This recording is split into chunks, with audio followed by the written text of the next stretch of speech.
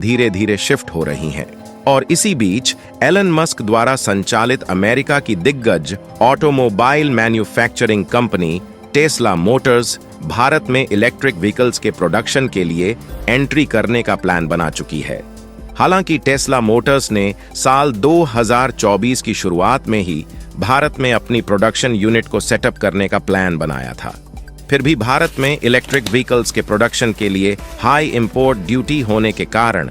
America की यह company Bharat में एंट्री नहीं कर पा रही थी। लेकिन भारत में लगातार बढ़ती इलेक्ट्रिक गाड़ियों की डिमांड के हिसाब से भारत की टाटा मोटर्स, बजाज ऑटो और इलेक्ट्रिक मोबिलिटी जैसी ऑटोमोबाइल मैन्युफैक्चरर कंपनियां जरूरत के हिसाब से इलेक्ट्रिक व्हीकल का प्रोडक्शन नहीं कर पा रही थीं,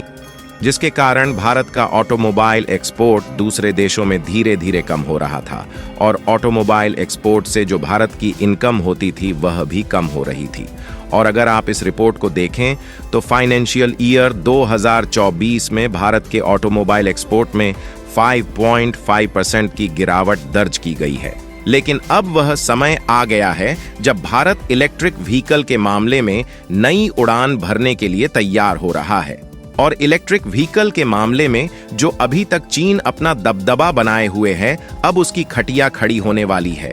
क्योंकि भारत की तरफ से इलेक्ट्रिक व्हीकल की मैन्युफैक्चरिंग के लिए इंपोर्ट ड्यूटी को कम कर दिया गया है,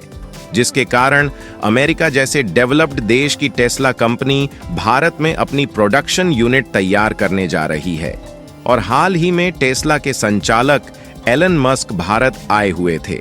ताकि वह भारत में इलेक्ट्रिक व्हीकल्स के लिए यूजफुल एनवायरनमेंट और सही जगह की तलाश कर सके, जिसमें एलन मस्क भारत के प्रधानमंत्री नरेंद्र मोदी से भी मिलते हैं